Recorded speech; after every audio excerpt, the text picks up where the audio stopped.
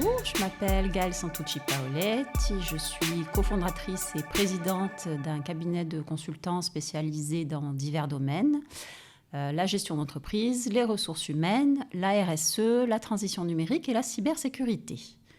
Ça fait beaucoup de choses, mais dans ce cabinet, je ne suis pas seule, j'ai un associé. Et donc nous sommes implantés à Ajaccio, nous travaillons sur toute la Corse et aussi sur le continent. Voilà. Ça, c'est ma dernière activité en date. C'est un cabinet qui a été fondé en 2013, donc ça fait déjà 10 ans. Mais j'ai commencé l'entrepreneuriat beaucoup plus tôt, toujours avec la même personne et un autre associé. J'ai commencé en 2003. J'étais salariée à l'époque et on a eu l'idée de monter une entreprise réservée aux professionnels dans le domaine de l'informatique, parce que ce n'était pas très développé en Corse. Il y avait beaucoup de magasins qui proposaient de l'informatique pour les particuliers et les professionnels ne s'y retrouvaient pas toujours. Donc on s'est dit, pourquoi pas ça ? Alors pourquoi l'informatique professionnelle ? Moi, je ne suis pas du tout dans cette branche d'activité. J'ai toujours été dans la gestion d'entreprise. Mais mon associé de l'époque, mes deux associés de l'époque, étaient dans ce domaine d'activité. Et comme moi, je maîtrisais toute la partie gestion, comptabilité, ressources humaines, etc., on se trouvait très complémentaires. Et on s'est dit, lançons-nous, allons-y. On était peut-être un petit peu inconscients parce qu'on n'avait pas étudié le marché du tout à l'époque. On avait juste un petit peu baigné dans l'environnement socio-économique de la Corse. On avait tous travaillé à différents postes. On connaissait tous des professionnels qui avaient ce type de soucis. On s'est dit, c'est évident, ça va marcher. Donc l'inconscience, c'est super parce que ça permet de prendre des risques. En même temps, les risques sont restés mesurés parce que sur 3 associés, nous sommes restés 2 à conserver un emploi salarié. Il n'y a que le 3e qui s'est impliqué à 100% dans la société. Et c'est une société qui a décollé contre toute attente parce qu'on a fait tout ce qu'il fallait pour ça, parce qu'on a beaucoup travaillé, parce que chacun avait son domaine d'activité, parce qu'on a su se répartir les tâches, même si ça n'a pas été sans heurts à certains moments. Mais c'est une société qui existe toujours aujourd'hui, même si mon associé et moi, on a pris du champ par rapport à ça quelques années plus tard, qui emploie toujours du personnel. Donc voilà, on considère que c'est une réussite pour nous, qu'elle soit pérenne, qu'elle ait toujours son marché, qu'elle soit très bien implantée, qu'elle ait une bonne réputation. Voilà. Même si on n'est pas, depuis de nombreuses années, partie prenante, ça reste pour nous un très bon point dans notre parcours professionnel.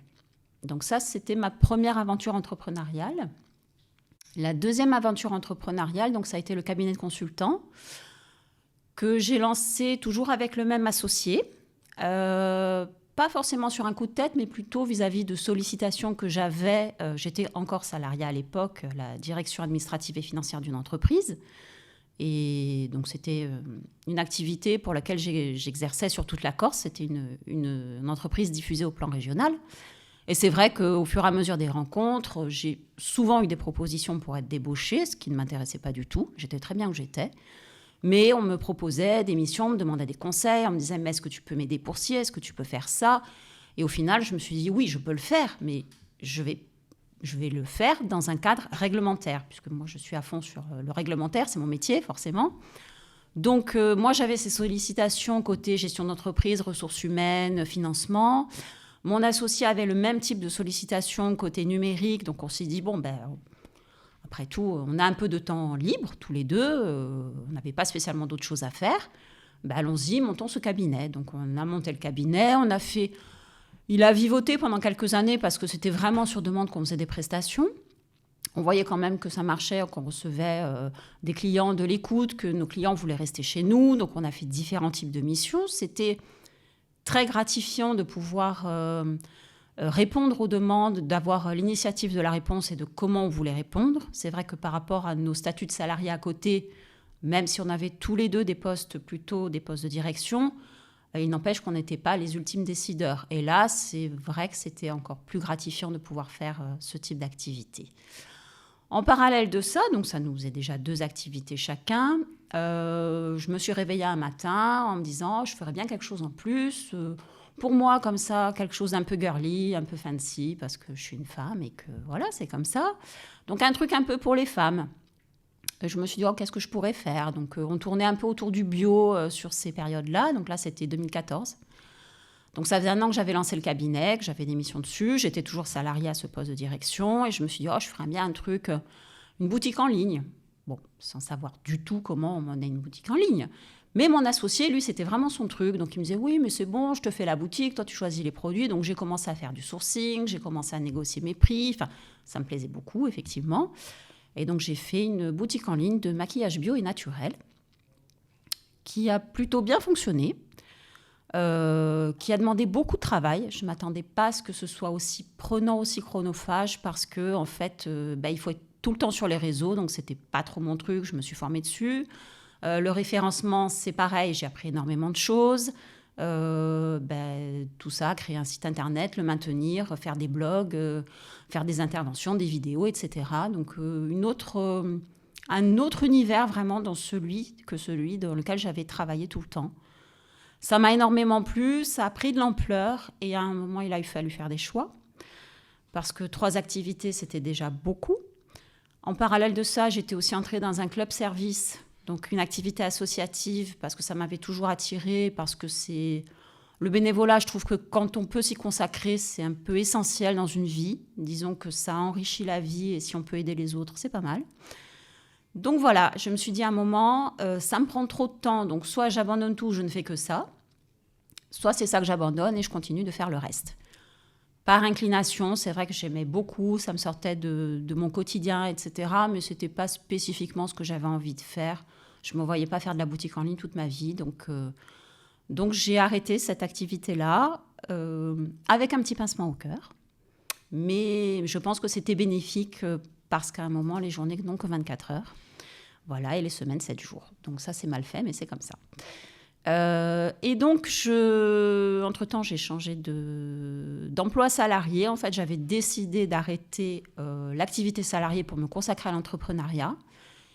Et je suis tombée sur une amie de fac qui, en fait, reprenait une grosse entreprise industrielle de la région, vraiment un fleuron des entreprises en Corse, je n'ai pas peur de le dire, et qui me dit, mais on cherche quelqu'un. Et puis je me suis dit, oh là là, l'industrie, j'ai jamais fait, enfin, j'ai fait que de la théorie, ça m'intéresse. L'entreprise, franchement, je la connais depuis toujours, je suis cliente de l'entreprise, enfin, bon esprit, enfin, tout était réuni. Je me suis dit, c'est encore un gros challenge, mais j'ai d'autres choses à faire, qu'est-ce que je fais? J'y vais pas. Et puis j'y suis allée. J'y suis restée 5 ans. 5 ans magnifiques, avec une équipe extraordinaire, vraiment, où j'ai réalisé plein de choses. Je pense que j'aurais pu encore réaliser plein de choses. Mais j'ai eu des soucis de santé qui m'ont obligée à m'arrêter de travailler complètement pendant quelques mois. C'est-à-dire j'ai dû arrêter toutes mes activités, au final. Et lorsque j'étais de nouveau apte à travailler, je me suis dit, bon, c'est peut-être un signal d'alerte. Tu fais déjà ces activités-là, tu as encore développé le côté associatif parce qu'entre-temps, je suis devenue aussi dans une association manager d'un groupe de rock. J'ai aussi cofondé un festival de rock et à un moment, toujours pareil, manque de temps, manque d'énergie aussi. Donc j'ai arrêté complètement la partie salariée, je me consacre exclusivement au cabinet depuis 2 ans. Donc nous développons beaucoup cette activité avec mon associé qui a pris finalement le même parti que moi il y a à peu près 1 an. Donc, nous sommes à 100% sur le développement du cabinet.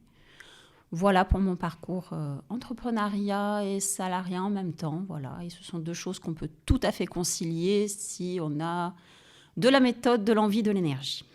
Voilà. Mais j'ai eu la chance déjà d'avoir dans ma vie personnelle quelqu'un qui a toujours travaillé avec moi, quelqu'un qui est très complémentaire de ce que je fais. Donc, on n'est pas toujours d'accord, mais on est souvent d'accord sur l'essentiel, donc c'est le point principal. Et puis d'avoir la chance aussi, surtout, d'avoir énormément d'opportunités qui se sont offertes à moi et de ne pas avoir eu peur de les saisir. Il y a ce point aussi. Après, comme je disais, il faut aussi arbitrer ses priorités dans la vie. Donc, j'ai dû faire des choix que j'ai peut-être regrettés par la suite ou en me disant c'est peut-être trop tôt de faire ces choix-là. Mais quand je regarde en arrière aujourd'hui, je suis contente de mon parcours, même de ce que j'ai raté. Je suis contente d'en être là aujourd'hui. J'espère que ça va être encore mieux par la suite. Et j'ai encore envie de faire d'autant plus de choses. J'ai encore des projets aujourd'hui, autres que le cabinet. Voilà. Donc, c'est mon activité à 100% de mon temps de travail. C'est pas mon activité à 100% de ma vie. Voilà. Alors, Ça a été relativement jeune que je me suis imaginée entrepreneur parce que dans le cadre de mes études supérieures, même si j'ai eu un petit moment de flottement après mon bac généraliste, je ne savais pas trop ce que je voulais faire. J'aimais bien l'économie, l'entreprise, tout ça, mais je ne savais pas trop. Et après quelques tâtonnements, je me suis orientée vers l'expertise comptable. Donc, dès que je suis rentrée dans la filière d'expertise comptable, je me suis dit, bon, je fais expert comptable, je vais faire mon stage, passer mon diplôme, je vais avoir mon cabinet, j'emploierai des gens, voilà. Dans ma tête, c'était tracé comme ça peut être tracé entre 20 et 25 ans, c'est-à-dire beaucoup de certitudes, beaucoup de gens qu'on n'écoute pas. On m'avait beaucoup mise en garde, en fait, sur cette manière d'envisager la chose, très carrée, très cartésienne, mais en même temps, je suis assez carrée, cartésienne, donc c'est ma nature. Et pour moi, c'était simple, évident. Il y avait des jalons, on les suivait. On pouvait avoir des petits cailloux sur la route, mais ça allait pas être très impactant.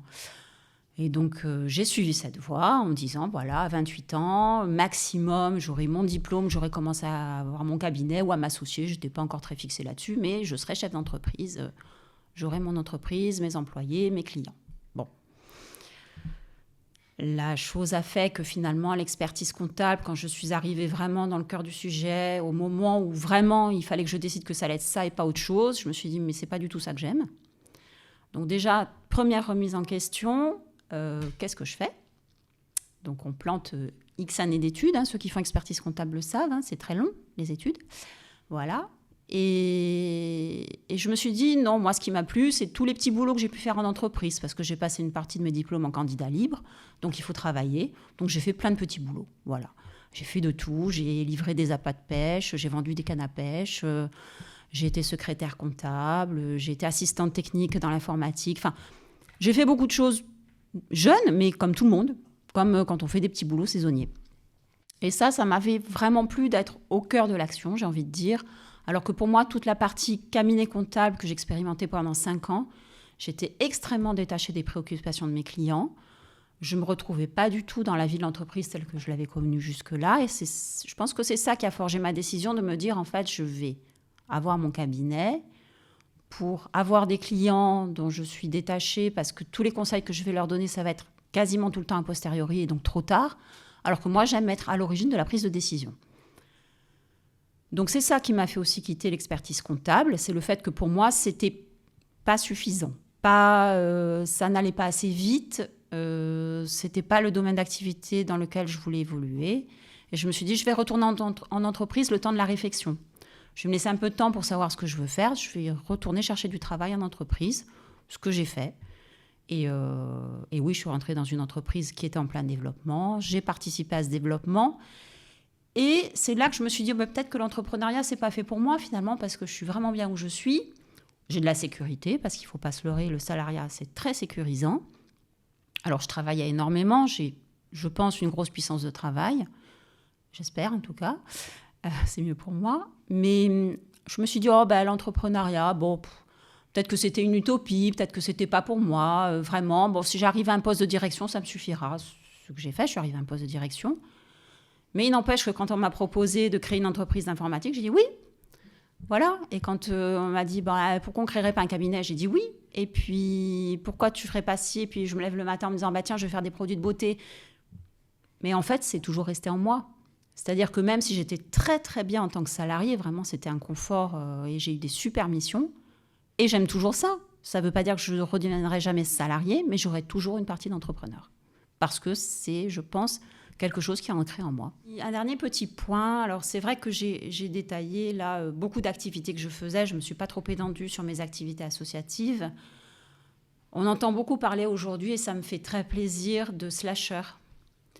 Et je crois qu'en fait c'est quelque chose qui existe depuis toujours. Donc les slashers, ce sont des gens qui mènent plusieurs activités de front, qui n'hésitent pas à changer d'activité très rapidement.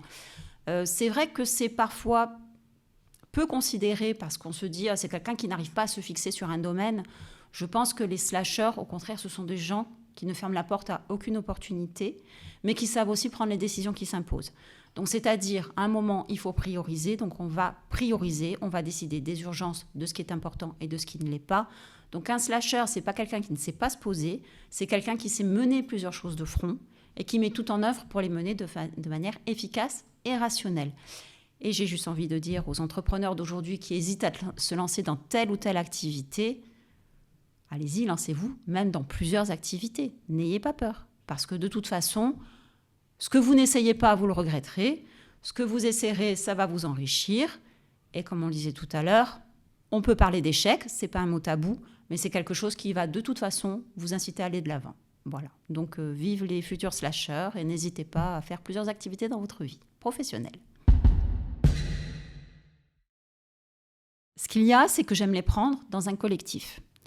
Ma caractéristique en tant qu'entrepreneur, c'est que je n'ai jamais été entrepreneur seul. J'ai toujours été associée, à 2 ou à 3. Pour moi, c'est vital parce que je connais mes faiblesses, je connais mes lacunes. Maintenant, je sais comment je suis, comment je réagis parfois à chaud, parfois pas suffisamment rapidement. Donc, j'ai besoin de personnes avec qui avoir un feedback.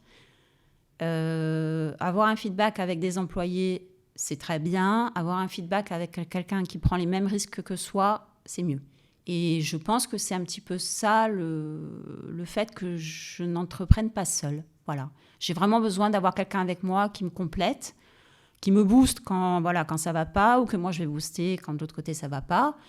Et d'avoir tout de suite la réaction, voilà, je pense à ça, qu'est-ce que tu en penses ? Oui, non, zut, j'en sais rien, mais prenons une décision. Et pour moi, ça, c'est aussi très, très confortable. Voilà. Je ne sais pas si j'envisagerais l'entrepreneuriat seul.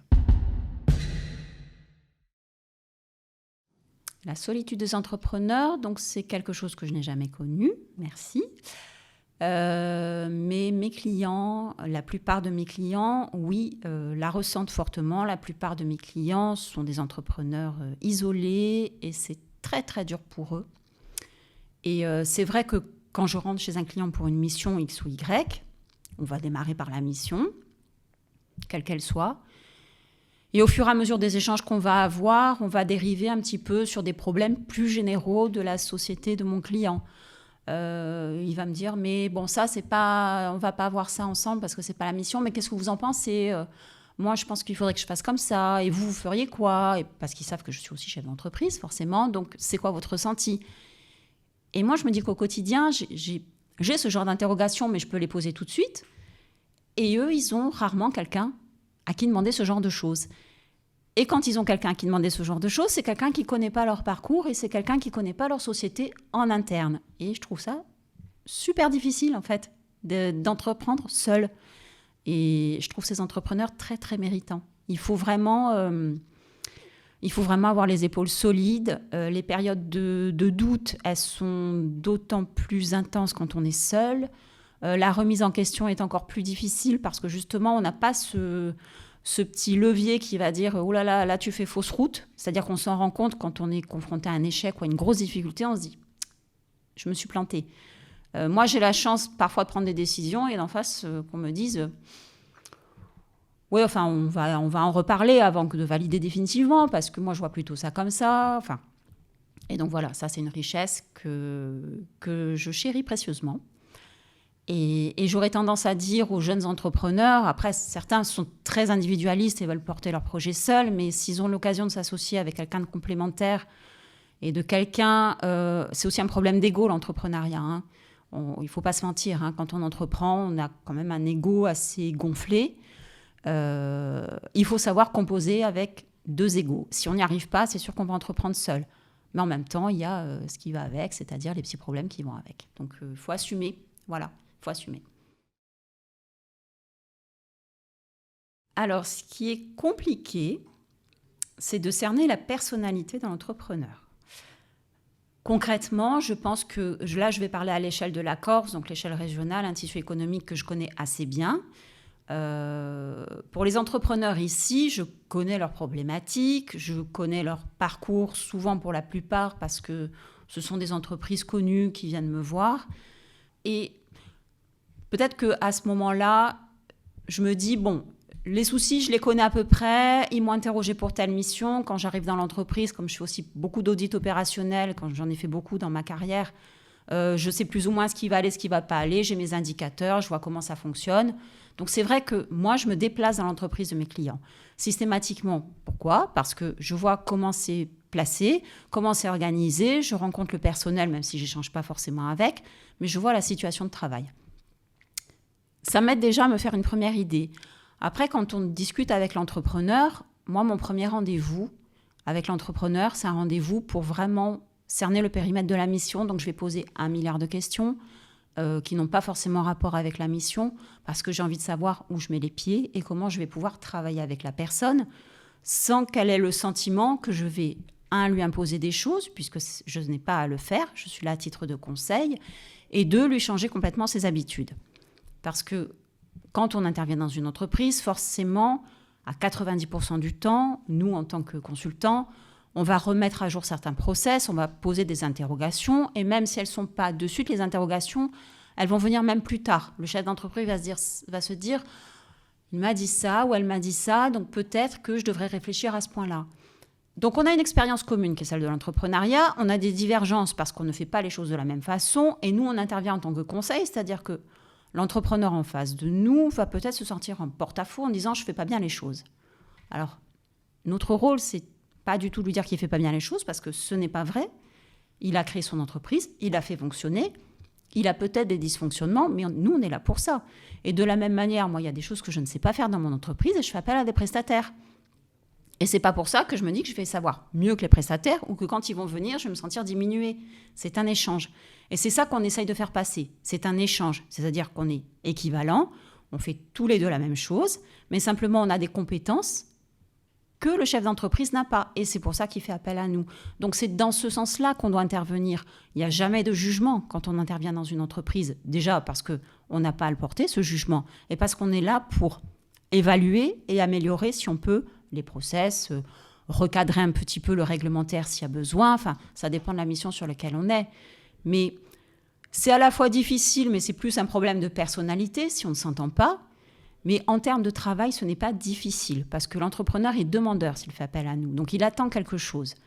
J'ai presque tendance à dire que ce qui est difficile, c'est pour nous, c'est-à-dire répondre au mieux à ses attentes. S'il a de grosses attentes, il faut vraiment qu'on soit au niveau et il faut qu'on ait vraiment cerné ses attentes. Donc voilà, on est toujours... c'est pas un rapport de force, c'est plus un rapport de partenariat. Et ça, j'en suis complètement persuadée parce qu'il n'y a que comme ça qu'on avance, déjà qu'on avance intelligemment parce qu'on ne perd pas de temps. On ne perd pas de temps et en plus, on s'enrichit. Moi, c'est ce que j'ai remarqué dans tous mes parcours, c'est-à-dire que moi, j'ai des clients qui m'ont appris des choses en les regardant exercer leur métier. Je me suis dit, cette méthode, elle est vraiment super. Je vais l'appliquer chez moi. Et j'espère que ce que je leur apporte de mon côté, ça les aide, ça les pousse à s'améliorer, à revoir certains process, voilà, à aller de l'avant, envisager d'autres organisations peut-être dans leur entreprise. Et c'est un petit peu ça qui est important. C'est-à-dire que très jeune, moi aussi, je pensais qu'il fallait tout savoir quand on démarrait une entreprise. C'est aussi pour ça d'ailleurs qu'on s'associe, on se dit voilà, ça je ne sais pas faire, il faut que quelqu'un d'autre sache le faire. Et au final, on ne sait jamais tout faire. Il y a des choses qu'on fait moins bien. On a des domaines d'excellence, heureusement pour nous, mais on est tous pareils. On a tous nos domaines d'excellence et on a tous des domaines où vraiment on n'y arrivera jamais parce que ce n'est pas notre truc, parce qu'on n'a pas la conformation mentale pour le faire, ou l'appétence, ou l'expérience, ou la formation tout bêtement. Donc on peut se former tant qu'on veut. Il y a des choses qu'on ne maîtrisera jamais. Moi, je sais que sur la partie, par exemple, communication, tout ce qui est marketing communication, ce n'est pas mon cœur d'activité. Si je dois en faire, je vais le déléguer 100% et je vais faire confiance. Alors, je vais avoir un cahier des charges parce que je vais dire, voilà, j'ai ça, je vais arriver à tel résultat. Mais le prestataire, il va me fournir son expérience ou l'associé éventuellement et je vais dire, OK, vas-y, banco. Voilà, et on verra les résultats. Et c'est ça, tout doit être mesurable en fait. L'effort doit être mesurable et quantifiable. Et ça, c'est à n'importe quel niveau, que ce soit dans l'entreprise ou par rapport au prestataire qu'on fait intervenir. Voilà. Comme je disais, moi j'ai la chance de pouvoir globaliser le tout puisque ma vie perso est aussi en relation avec mon activité professionnelle. Je pense que si ce n'est pas le cas, il faut faire d'autres choix que les miens parce que moi j'ai un équilibre personnel et ça c'est une richesse qui me permet justement d'aller de l'avant et d'envisager des projets. Si je ne l'avais pas, je ferais passer ma vie personnelle, je pense, bien avant ma vie professionnelle. Voilà. Pour moi, l'équilibre, il est avant tout personnel. Moi, c'est ce qui me permet d'aller de l'avant dans ma vie professionnelle. Certains feront d'autres choix. Voilà, il y a de critique nulle part là-dedans. Mais moi, c'est comme ça que je fonctionne. Si je suis bien personnellement, je vais aller vite professionnellement. Voilà. Donc, beaucoup d'activités, oui. Après, tout n'est pas en même temps. Il y a des périodes qui sont très intenses. Il y a des périodes qui sont aussi des périodes de repos, où on peut se recentrer sur soi. Donc, on essaye de se ménager des temps perso aussi. Donc, de l'organisation, de la planification. Et en revanche, il faut toujours se dire que aussi, on n'a qu'une vie. Et que si on a envie de faire tout ce qu'on a envie de faire, eh ben, il ne faut pas hésiter à y aller. Voilà. Sur la carrière, je pense que je me serais concentrée sur un axe, voire deux éventuellement. J'aurais très certainement fait moins de choses en termes associatifs parce que ça, je prends sur mon temps libre.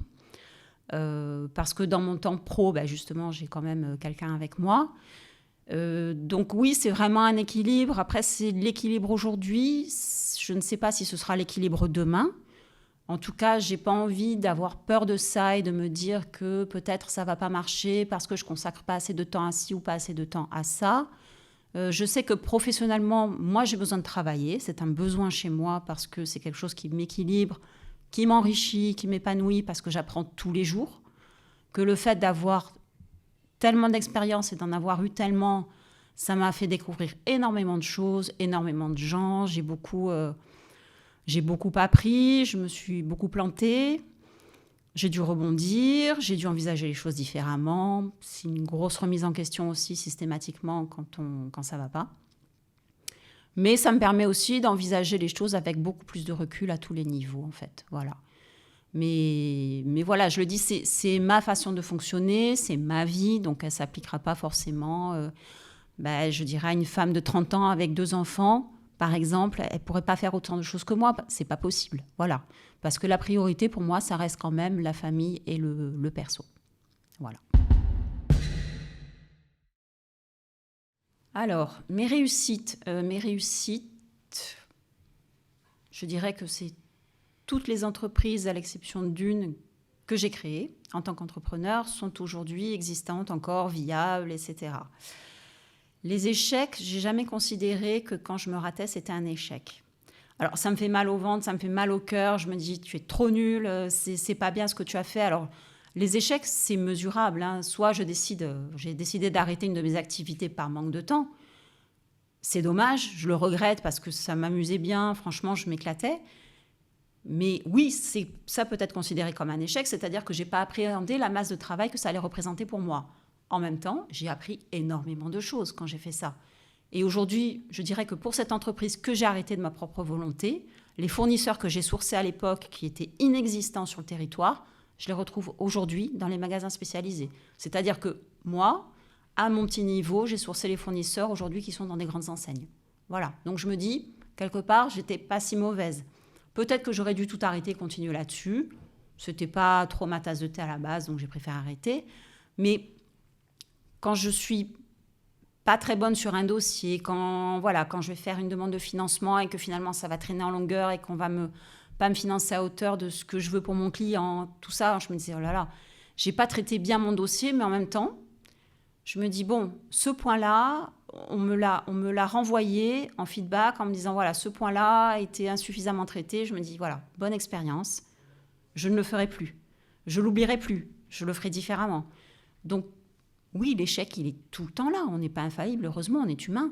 Mais l'échec, c'est ce qui sert à avancer, c'est ce qui sert à se remettre en question, c'est de l'enrichissement personnel aussi. Donc oui, l'échec, de nombreux petits échecs. J'ai pas fini mon diplôme d'expertise comptable. Est-ce que c'est un échec ? Non, parce que je ne compte toujours pas être expert comptable aujourd'hui. Voilà. Donc c'est pas un manque. Effectivement, j'ai fait X années d'études pour rien, mais pas pour rien, parce que d'un autre côté, j'ai l'expérience. Voilà. Effectivement, j'ai eu la chance de pouvoir toujours rebondir. Si un jour je n'ai pas la chance de rebondir, ce sera le vrai échec. Et là, je ne sais pas comment je l'appréhenderai. Voilà, si un jour je me retrouve vraiment avec toutes les issues fermées, je ne sais pas du tout comment je réagirai. Jusqu'à présent, je me suis toujours dit, bon, c'est pas fini, je vais faire autre chose, ou je vais faire ça, ou je vais faire comme ça. J'ai toujours pris des avis aussi autour de moi, parce qu'on a un peu tendance à s'enfermer quand on rate quelque chose, à s'auto-flageller, à se dire, oh là là, qu'est-ce qu'on est nul, comment se fait-il qu'on n'y ait pas pensé, pourquoi est-ce qu'on a fait ça comme ça, c'était ridicule, enfin voilà. Et au final, on se dit que, bon, il y a des choses qu'on a bien fait dans ce qu'on a mal fait. Il y a des choses qu'on a très mal faites, on a été complètement idiots. Et voilà, c'est sur ce point-là, c'est d'arrêter d'être idiot sur les mêmes points, quoi. L'échec, de toute façon, il t'impacte parce que tu es sûr de toi. Dans l'entrepreneuriat, il faut être sûr de soi à un moment. Il faut y aller en se disant, bon là, c'est bon, je suis sur la bonne voie, c'est comme ça qu'il faut faire, ça va marcher. Et quand ça ne marche pas, la première question, c'est qu'est-ce que j'ai raté ? La deuxième réaction naturelle, c'est se dire, oh mais c'est pas ma faute. Ça vient naturellement chez tout le monde, que ceux qui disent que non, ils ne s'envisagent pas les choses comme ça, c'est pas vrai. La première réaction, c'est pas ma faute. La deuxième réaction, c'est bon, on va se poser. Il y a certainement une part de responsabilité de mon côté. Oui, laquelle ? Ça, je ne l'ai pas bien fait. Ça, c'était pas comme ça. Ça, c'était pas dans le bon timing. Voilà.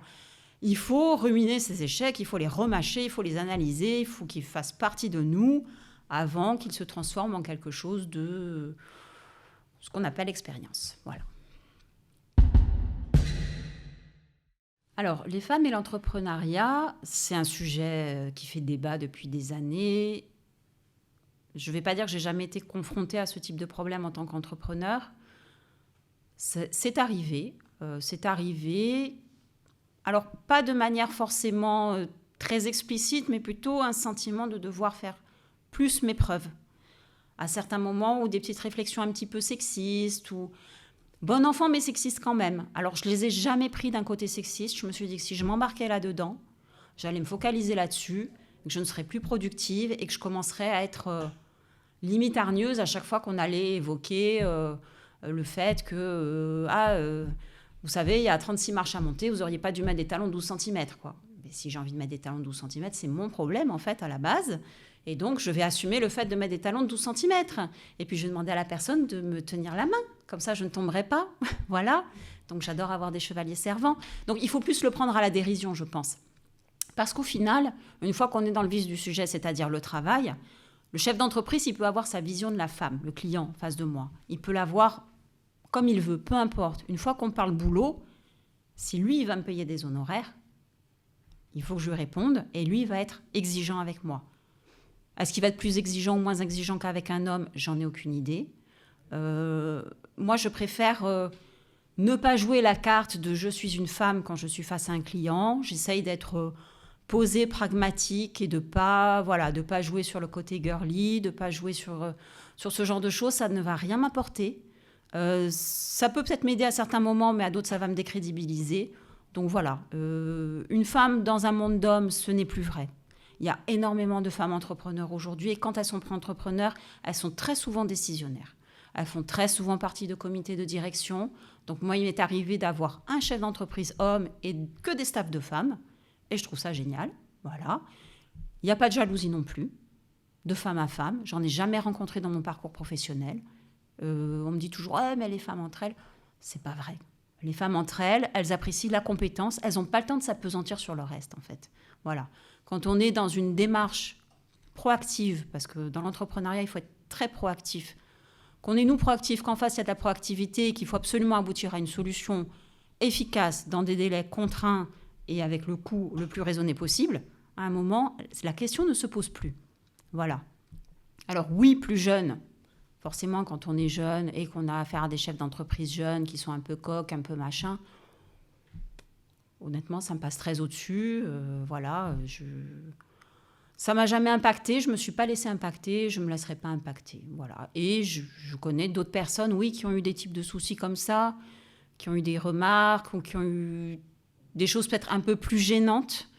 Ça m'est arrivé une ou deux fois aussi. On remet la personne à sa place. On est là pour travailler, point barre. Le monde du travail, c'est le monde du travail. Voilà. Et je ne mélange pas, à ce niveau-là, le travail et le perso. Jamais. Voilà.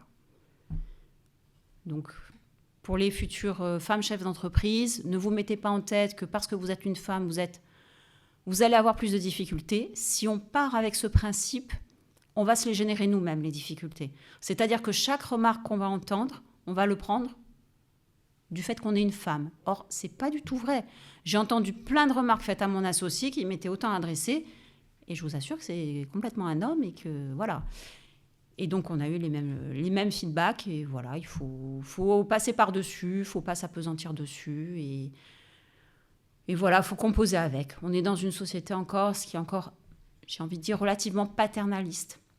Les chefs d'entreprise hommes, ils ont tendance à considérer ce rôle protecteur. Donc, ils ont un petit peu de mal à envisager parfois que certaines femmes, surtout jeunes, elles sachent mener leur barque, elles aient du répondant, elles ne soient pas coachées par quelqu'un, un papa poule qui va les guider. Voilà, donc il y a cet aspect-là, mais c'est pas gênant au final. C'est pas gênant. Quand on a son entreprise et qu'on est chef d'entreprise, il voit bien que ça marche, il voit bien qu'on n'a pas que comme client, qu'on travaille normalement, qu'on est dans la discussion franche et amicale.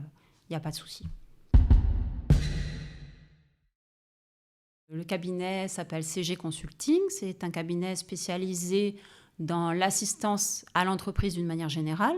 Donc, on propose des services de gestion d'entreprise. Ça peut aller du contrôle de coûts, de l'organisation de process, de l'audit opérationnel, tout ce type de choses. Aux ressources humaines, incluant la gestion de la paye, donc le conseil en ressources humaines, les documents, donc les contrats de travail, ça va être les élections pour les CSE, ce type de choses, la conformité réglementaire, de l'audit de paye ou de l'audit RH. Nous faisons également de la RSE, donc c'est un domaine qu'on essaye de développer en Corse. Donc la RSE, c'est la responsabilité sociétale des entreprises. C'est un domaine qui va prendre de plus en plus d'ampleur dans les années à venir, qui mêle la partie environnementale, la partie implication sociétale de l'entreprise et la partie intérêt des parties prenantes, donc interne, externe, les salariés, les fournisseurs, les prestataires extérieurs, les banques, les institutionnels. Donc on travaille aussi sur ce domaine d'activité pour inciter les entreprises à entamer des démarches RSE, parce qu'il s'agit surtout de rationalisation de process, comme on peut le voir dans les démarches qualité, qui mènent à une meilleure productivité. En parallèle de ça, nous faisons également, donc ça c'est la partie de mon associé, tout ce qui est transition numérique.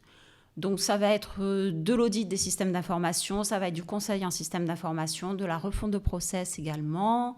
Il est également expert en cybersécurité, donc tout ce qui est le normatif en termes de sécurité, les préconisations pour éviter justement les incidents cyber et ce type de choses, que ce soit pour le secteur privé ou pour le secteur public.